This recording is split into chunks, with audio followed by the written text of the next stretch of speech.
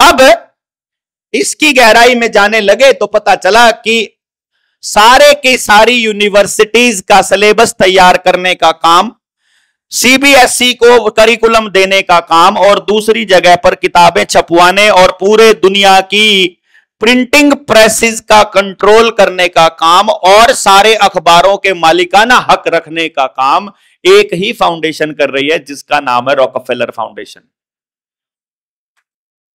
पूरी दुनिया की यूनिवर्सिटीज की पढ़ाई रॉकफेलर फाउंडेशन से हो रही है। बाद में पता चलता है उसी रॉकफेलर फाउंडेशन ने यूनाइटेड नेशंस में एक अलग ब्रांच बनाई जिसका नाम रखा वर्ल्ड हेल्थ ऑर्गेनाइजेशन, जिसकी शॉर्ट फॉर्म WHO है। आप लोग हेल्थ बोलते होंगे, मैं हेल्थ बोलता हूं।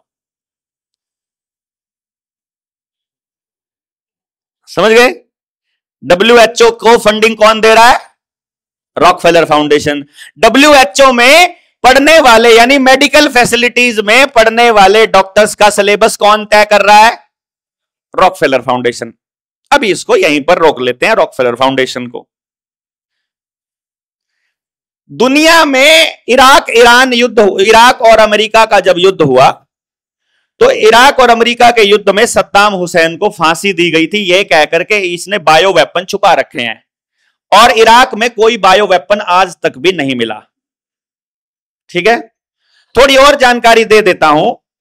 कोविड-19 के दौरान इस दुनिया के लगभग 13 राष्ट्रपति और प्रधानमंत्री, यानी राष्ट्र के अध्यक्ष, जहां राष्ट्रपति अध्यक्ष है राष्ट्रपति और जहां प्रधानमंत्री है वहां प्रधानमंत्री, जिन्होंने लॉकडाउन लगाने से और वैक्सीनेशन करने से मना कर दिया, ऐसे 13 राष्ट्र अध्यक्षों को मौत के घाट उतार दिया गया था, जिनका असैसिनेशन कर दिया गया था। या तो वो बीमार होकर के मर गए 1 महीने की बीमारी के बाद, या फिर उनको गोली मार दी गई, या उनका प्लेन क्रैश हो गया, या उनका एक्सीडेंट हो गया, या उनको उन्हीं के कहीं पर हो गए, और आप तक कोई जानकारी नहीं पहुंची ना। और जो नए राष्ट्रीय अध्यक्ष बने उन्होंने फिर लॉकडाउन भी लगाया और वैक्सीनेशन मैंडेट भी किया। ठीक है, अब मैं ये क्यों बता रहा हूं? ये मैं इसलिए बता रहा हूं कि जब अमेरिका और इराक का युद्ध हुआ और सद्दाम हुसैन को गिरफ्तार कर लिया गया, तो अमेरिका ने इराक के सारे तेल के कुओं के ऊपर कब्जा कर लिया और उसमें से 70% तेल के कुओं का मालिकाना हक एक कंपनी के पास चला गया, एक ही कंपनी के पास। जैसे आजकल सारा एनर्जी और सारा तेल अडानी बेच रहा है ना, उसी तरह से वहां पर सारा का सारा तेल एक ही कंपनी के पास चला गया, जिसका नाम था रॉकफेलर फाउंडेशन। अब आप सुबह बाइक पे किक मारते हो, कार सेल्फ मारते हो, तो किसको पैसा जाता है? रॉकफेलर फाउंडेशन को जाता है। अब फिर क्या हुआ? कच्चे तेल का शोधन करने की जो टेक्नोलॉजी है, उस टेक्नोलॉजी का पेटेंट भी रॉकफेलर फाउंडेशन के पास है। तो अगर रिलायंस भी अगर कच्चा तेल शोधन करता है तो भी एक हिस्सा किसको जाता है?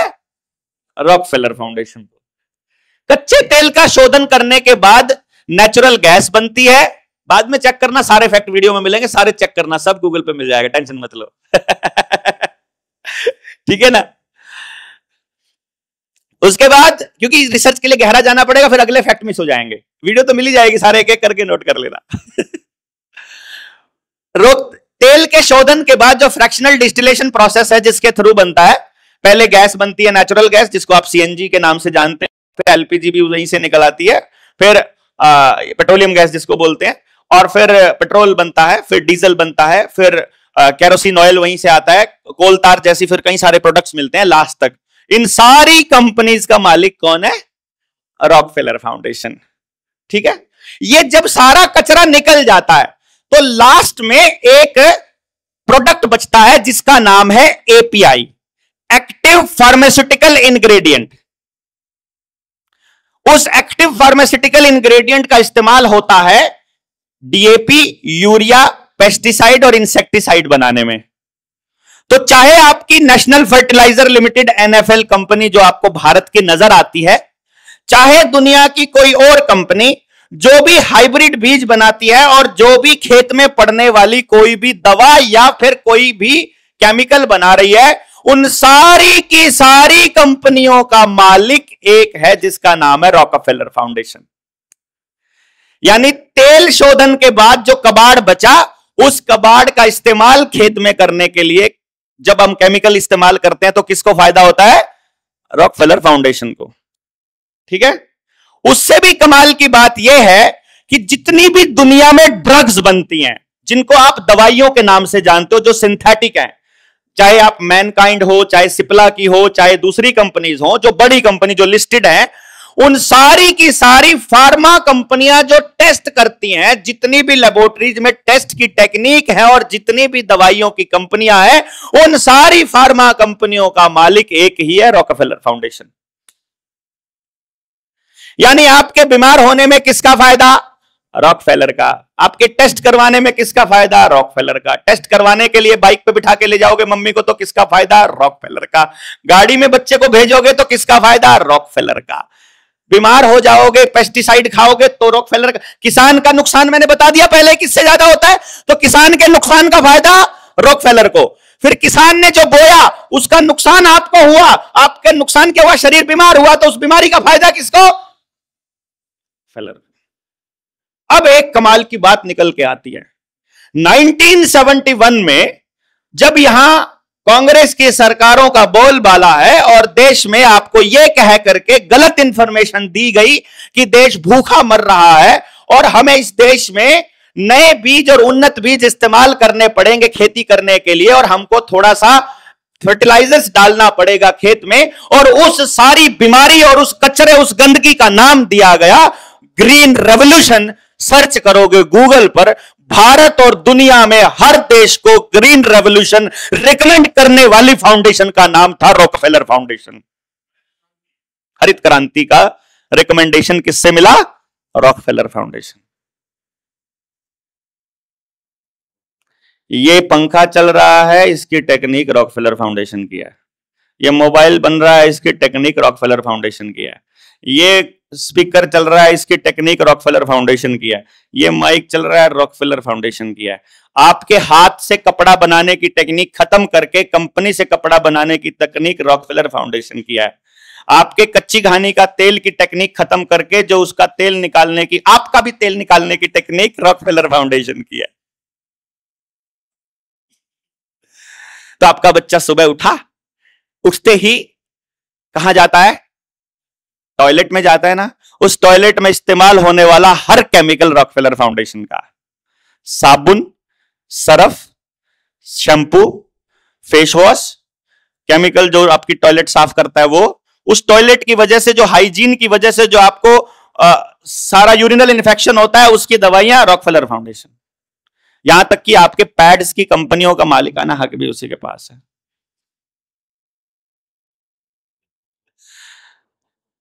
ठीक है। अब उसके बाद वहां से बाथरूम से निकल के कहां जा, अच्छा वो करते हो ब्रश, कभी देखा है उसके ऊपर क्या लिखा है? टूथपेस्ट के ऊपर। एक बार एक काम करना, सारे पढ़े लिखे लोग हैं जितने भी, और जो अनपढ़ हैं वो अपने बच्चों को बोल देना। बहुत दिनों से कह रहे हैं पढ़ लो पढ़ लो पढ़ लो, तो क्या पढ़ना है पहले अब बता रहा हूं क्या पढ़ना है। उस टूथपेस्ट के अंदर क्या लिखा है, इंग्रेडिएंट क्या क्या है, एक बार लिस्ट बनाओ।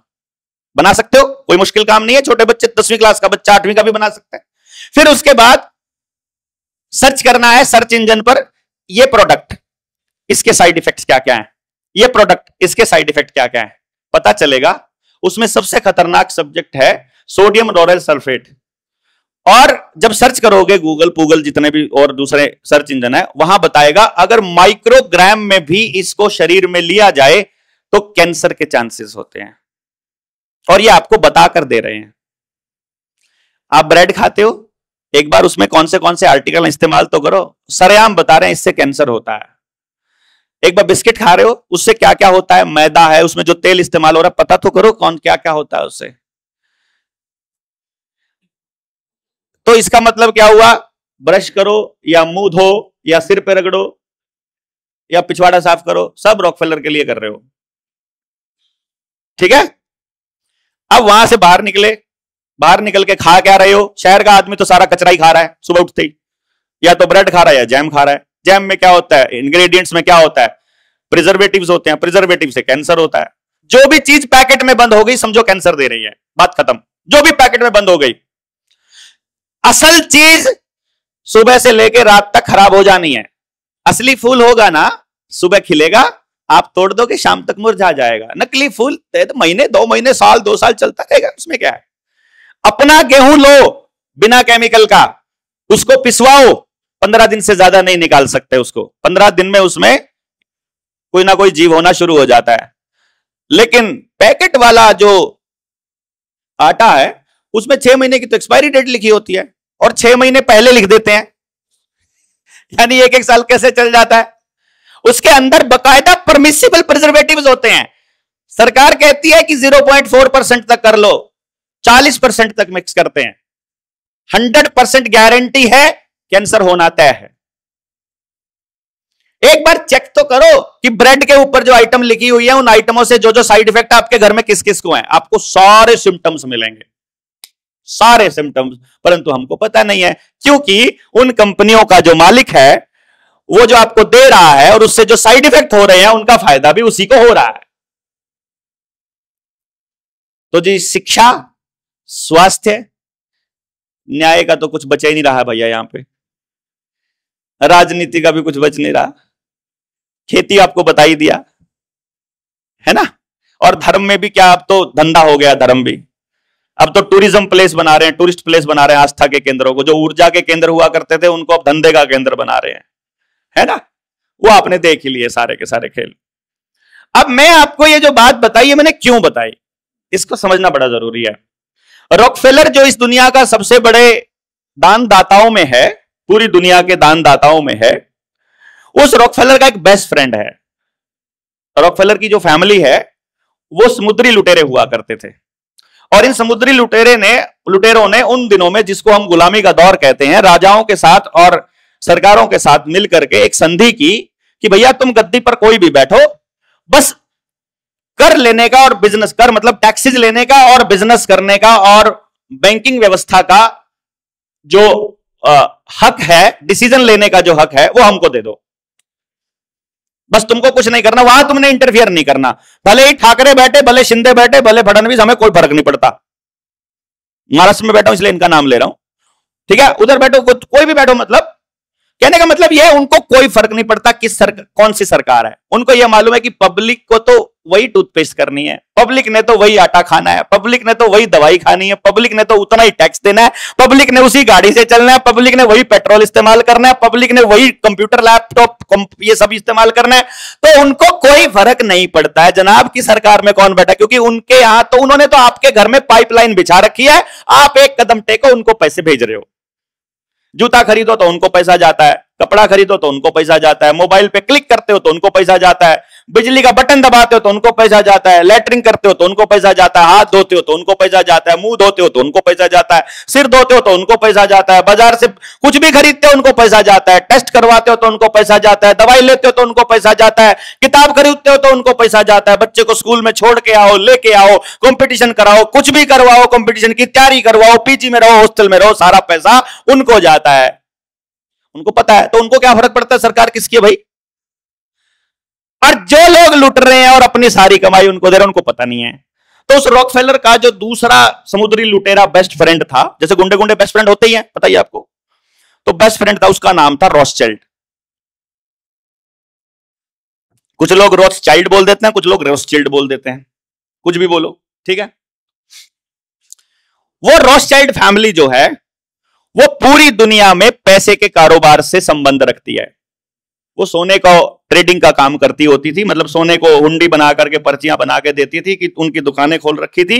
बाद में उन्होंने सोने पे कब्जा करना चालू कर दिया, और आज के टाइम पर पूरी दुनिया में हर देश में जहां भी रिजर्व बैंक बना हुआ है, उन रिजर्व बैंक का मालिकाना हक रॉथस्चाइल्ड फैमिली के पास है। पूरी दुनिया की बात कर रहा हूं मैं।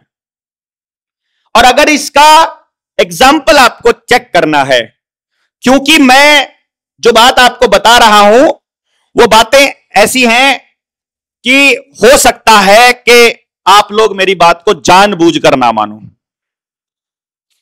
बात लगती भी होगी यार, रास्ते लगती बात तो है, लेकिन आप मानोगे नहीं। क्यों नहीं मानोगे?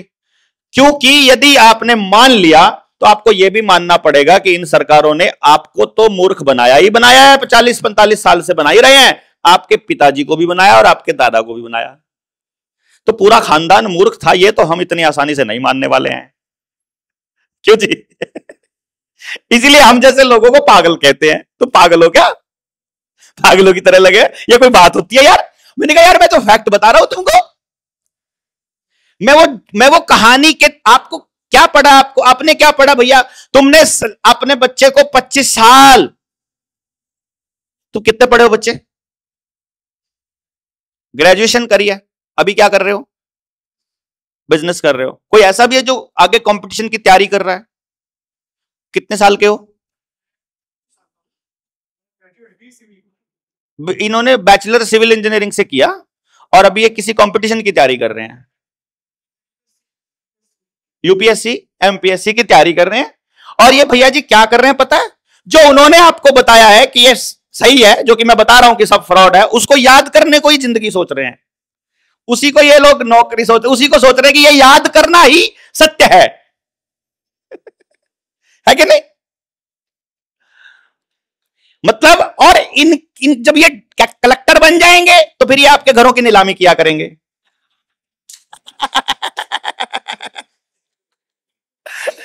है कि नहीं? और नीलामी करके किसको दिया करेंगे? वही रोस्टेड फैमिली को दिया करेंगे। ये कमाल कैलकुलेशन आप देखो ना। आपके बच्चों को पहले 25 साल तक गधा बना के रखेंगे। इनको, जो बेचारा यूपीएससी की तैयारी करने वाला बच्चा, पता कितना कैसा गधा होता है? आपको नहीं कह रहा हूं, मतलब बाकी सबको। उसके आंख पर ऐसी पट्टी बांध दी जाती है कि किताब के अलावा किसी को देखना नहीं, किताब के अलावा किसी को सुनना नहीं, सिलेबस से बाहर जाना नहीं, और कुछ भी सत्य नहीं है। जितना सत्य है वही है जो यूपीएससी के सिलेबस में है। आप अगर इंटरव्यू में सत्य बोलोगे तो बाहर निकाल दिए जाओगे, ऐसा इंटरव्यू की तैयारी करते वक्त बताया जाता है। नहीं भैया, ऐसा जवाब दोगे तो ही सिलेक्शन होगा, ये वाला जवाब दे दिया तो सिलेक्शन नहीं होगा। मतलब अपनी अक्ल का लिख दिया तो सिलेक्शन नहीं होगा। स्कूल में ये बच्चे पढ़ते हैं, कौन सी क्लास में हो बच्चे? 8th में। अपनी मर्जी का लिख दो तो मैम ज्यादा नंबर देती है या बुक वाला लिखने से ज्यादा देती है? बहुत डांटती है, बुक के अलावा कुछ लिखो तो। अपनी अकल का इस्तेमाल करने का मतलब है ना, तुम अपनी अकल कैसे लगाने लग गए? जो तुमको बोला वही याद करना है, जो तुमको बोला वही लिखना है। इससे बाहर सोच लिया तो उनको पता चल जाएगा कि इनमें तो अकल आने लग गई। और अकल वाले उनके लिए खतरनाक आदमी है भैया। इसलिए अकल वालों को सबसे पहले क्या करते हैं? नौकरी दे देते हैं। और नौकरी करने वाले आदमी को आप सत्य बताने लगो, पुलिस वाले को सत्य बताओ, किसी कलेक्टर को सच बताओ, एसडीएम को जाकर के अपनी बात रखो कि हमने कुछ दस्तावेज, कुछ कागज लगाए हैं, तो फिर वो आदमी कहता है हम क्या करें, हम तो नौकर हैं, हमको तो नौकरी करनी है, ऊपर से आदेश आया है। ऊपर कहां? पता चलता है कि चाहे जुडिशरी का पेपर हो, चाहे यूपीएससी का पेपर हो, ऊपर से ही आता है। ऊपर कहां? रॉकफेलर फाउंडेशन, सबका मालिक है।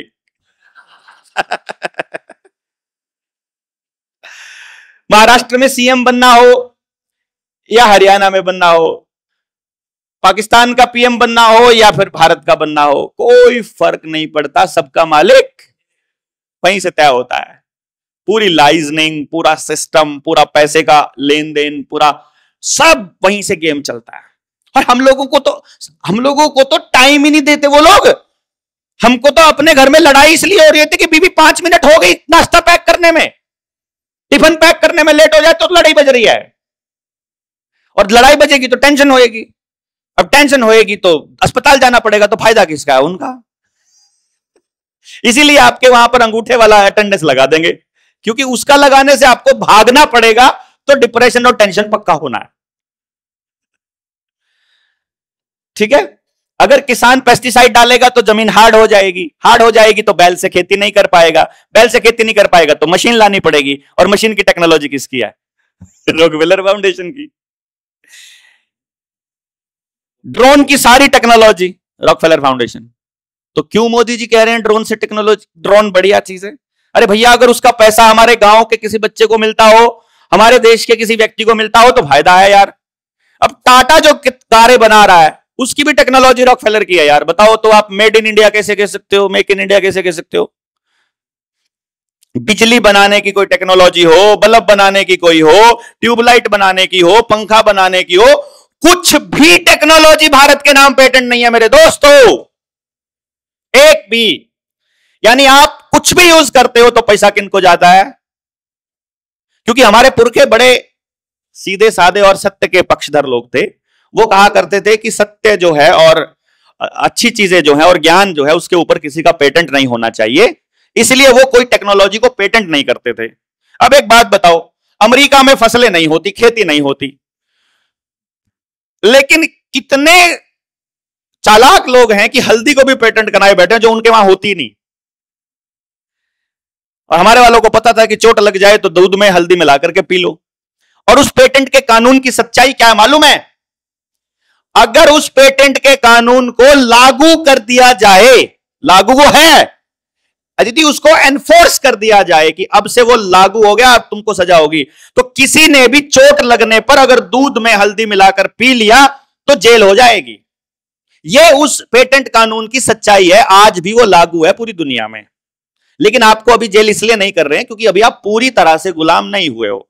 अभी केवल आप इतने तो हो गए हो कि सड़क पर चलने का पैसा देते हो, बाहर जाकर के अगर दबाव लग गया बाथरूम करने का और लेटरिन करने का भी पैसा देते हो, जो कि नेचुरल प्रोसेस है उसका भी पैसा देते हो। देखो कमाल की बात है कि नहीं?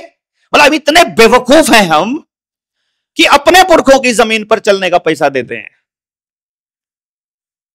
है?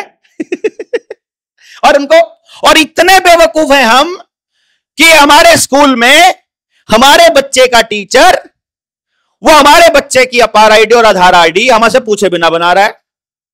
और हमसे सवाल, और हमारे पास फोन आता है हमारे ही समाज के लोगों का, वो हमसे ये पूछते हैं कि क्या करे, टीचर धक्का जबरदस्ती कर रहा है। मैं कहता हूं तुम्हारे बच्चे के साथ कोई और जबरदस्ती कर रहा है, इससे बेहतर तो तुम जहर खा लो यार। बच्चा पैदा क्यों किया? तुम्हारे बच्चे के साथ कोई और जबरदस्ती कर रहा है। आज तो सिर्फ आधार कार्ड बनाने की जबरदस्ती कर रहा है, कल को उठा के ले जाने की जबरदस्ती करेगा, परसों रेप करने की जबरदस्ती करेगा। वो आज तुमको इंजेक्शन लगाने की जबरदस्ती कर रहा है, कल को कोई और केमिकल शरीर में डालने की जबरदस्ती करेगा, परसों को कोई और केमिकल। पेनिट्रेशन कोई तो रेप कहते हैं ना, और ये पेनिट्रेशन नहीं है क्या? सुई को गलत, भाई जगह ही तो बदली है खाली, रेप नहीं है क्या? ये हमारी मर्जी के बिना हमारे शरीर में पेनिट्रेट करना, वही तो रेप है। डरा क्यों रहे हो यार?